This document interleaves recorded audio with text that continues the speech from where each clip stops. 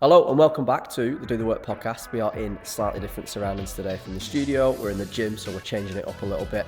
And I've got an episode for you. We're going to run through some commonly asked questions around weight loss and nutrition. So I've got 5 questions, and without further ado, we're just going to get stuck straight into it. I am going to be reading them from here, and they're commonly asked questions that ChatGPT has told me that people are asking. So first question is, why am I not losing weight even though I'm eating healthy? So this can happen quite commonly when people either aren't tracking calories and therefore they might be eating healthier foods, but not knowing that those healthier foods might be a little bit denser in calories than what they're normally eating. And then also the other piece of this, I would say, is that we might well have improved our eating, but we haven't increased our energy expenditure. So we might not be moving more overall, we might not be exercising, we're just simply eating healthier. And maybe we're eating the same amount of calories, but unless we're in a calorie deficit, then we're not going to be losing weight. So we can still eat healthier and maintain weight. We could eat healthier in theory and gain weight, and we could eat healthier and lose weight. But we need the combination of the calorie deficit and hopefully the healthier eating as well, so that we can start feeling better along the way. But if you're not losing weight and you've chosen to eat healthier, then what I would probably look at is how many calories you're eating. And if you don't want to reduce that down, then look at increasing your calorie expenditure by either looking at your step count, so your overall movement, or obviously looking at your training and maybe adding a little bit of cardio in or extra cardio into your training. But I would priority 1, look at calories. If you can't change those, as I say, go to steps second and then exercise last. My opinion is that we should sort of tweak exercise as the last port of call, if you will, when it comes to managing calories. So hopefully that answers your question there. Number 2, we have got, do I have to give up my favorite foods to lose weight? The answer is no, you don't have to, but chances are people's favorite foods are things like pizza, burgers, curry, chocolate, whatever. Chances are we need to eat less of what we're having now in order to lose weight.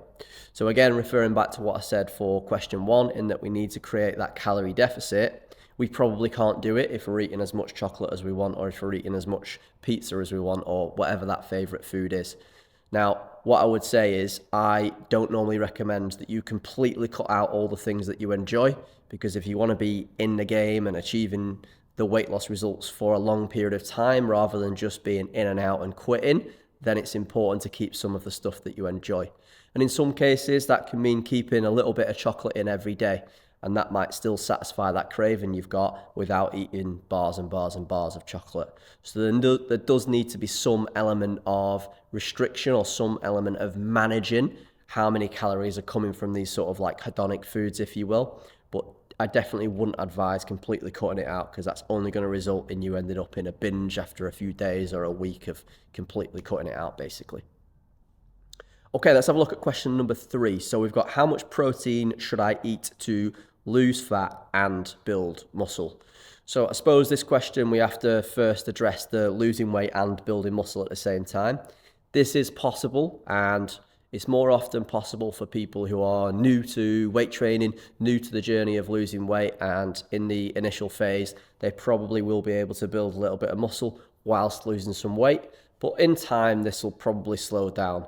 And more often than not, what we tend to focus on is a period of time where we're looking to get a little bit leaner, so lose some body fat, and a little bit of a period of time where maybe we're looking to build some muscle.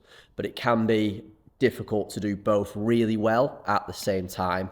But again, as I say, when you are starting out, the likelihood is that you will see a little bit of muscle gain, a little bit of muscle building whilst losing weight. But longer term, we normally need to separate the two. In terms of how much protein you need for each of those things, personally, I don't recommend changing your protein intake that much. It might be that you increase it slightly when you're looking towards a muscle building phase, but I believe that a high protein intake can really help us when we're trying to lose weight as well. It can make us feel much fuller for longer. It can help the recovery process, but also as we're getting smaller, as we're losing weight, we want to maintain as much muscle mass as possible. So if we're not necessarily in a muscle building phase, we want to make sure for definite that we are maintaining as much muscle mass as we can. And this is also important with people that are a little bit older as well. So as we get into our 30s, 40s, 50s, and then 60s, it gets harder and harder to maintain that same amount of muscle mass. Therefore, a higher protein intake is really important. What I would suggest and what I recommend to most people is that an absolute bare minimum of 1 gram per kilo of lean body mass to start with, but you can move that up towards 2.5 to 3 grams per kilo of body weight. The thing to remember here is that this is based on lean body mass. And so if you're someone who's got quite a lot of weight to lose, you might not be working towards the upper end of 2 to 3 grams per kilo of body weight.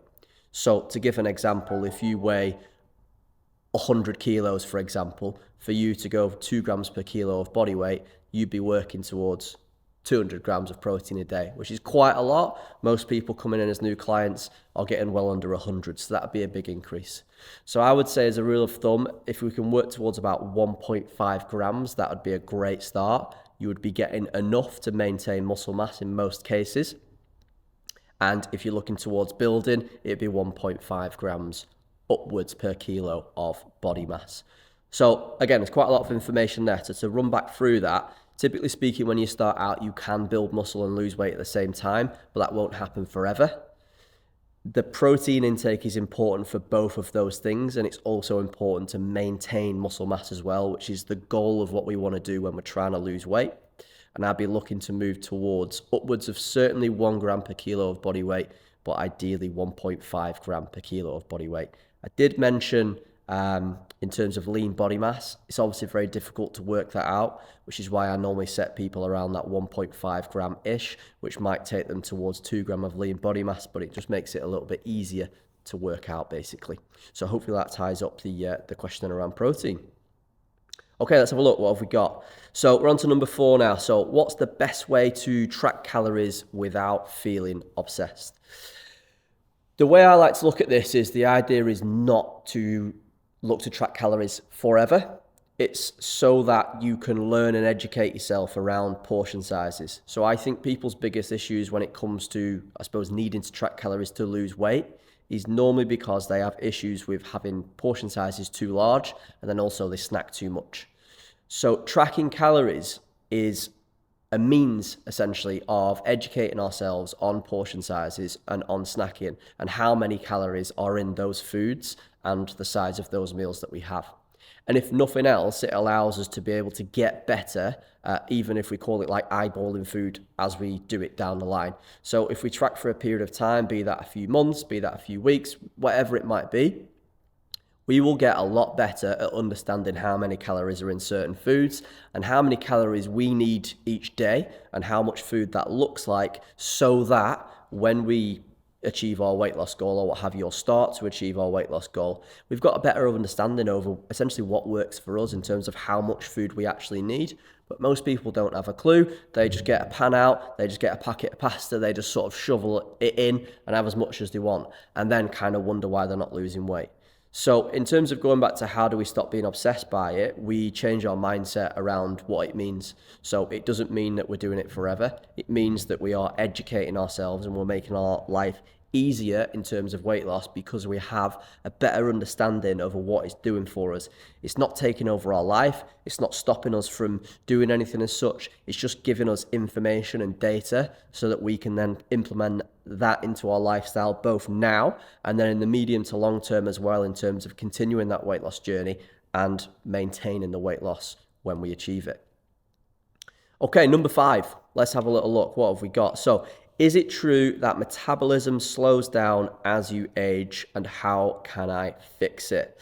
So most people's expectations of this, I think they expect or they think that when they hit, like often people say, oh, when I hit 30, like everything just completely changed, or once I had a kid, like everything completely changed. Typically what happens here is life just gets harder and we slow down. So our jobs get more sedentary. We're sat down a lot more. We might have been more active in our job role before. Maybe we exercise less because the kids are keeping us busy or whatever that might be. In terms of guys, maybe we play football less, we go to the gym less or whatever. I'm seeing that with my friends now. They are less active and starting to gain a little bit more weight. Maybe they drink a little bit more beer on the weekend or through the week or what have you. And typically it's our habits that are causing the sort of weight gain that happens in like your late 20s, early 30s, etc. The metabolism slows down at a faster rate, more so when we get to 60. So the rate at which that it slows down in 30s and 40s is not as much that we think. it's barely noticeable. But what's more noticeable in terms of, or what's the main reasons as to why it changes, is our habits and our actions rather than our actual metabolism. And chances are your metabolism doesn't need to be fixed. Your habits and your lifestyle is what needs to be fixed. And if you fix that, you will then start to get better results. But the reason that you think your metabolism is slow is simply probably because you're not moving enough, you're not eating the right things, you're not exercising, maybe you're not holding as much muscle mass as what you did before. And all of these things have led to you kind of thinking that it's your metabolism that's broken, when actually it's not. It's probably your lifestyle that's broken. And I'm not even sorry to break that to you, to be honest with you. So as I say, to summarize that, it's more so when you get to 60 where things really start to slow down, and they slow down on a yearly basis after that. But up until that point, it's very, very minimal, and you have a lot more control than you think over that. However, I do empathize, and I do see that it gets harder because things in life get harder. Kids come along, we have less time. As I say, we sit down more in a job, and these are the real factors as to why it gets a little bit harder to either maintain weight or lose weight as we get a little bit older. So hopefully that was useful. That is 5 questions on weight loss and nutrition according to ChatGPT. I have some more questions. So I'll be back very soon with some more content. We're going to be talking about exercise and training. We're going to talk about mindset, and we're talking about lifestyle factors as well. Thanks for tuning in for today's episode. I hope you found that useful and valuable. If you'd like to hear more from us, all you need to do is hit the subscribe button, and we'll see you on the next episode.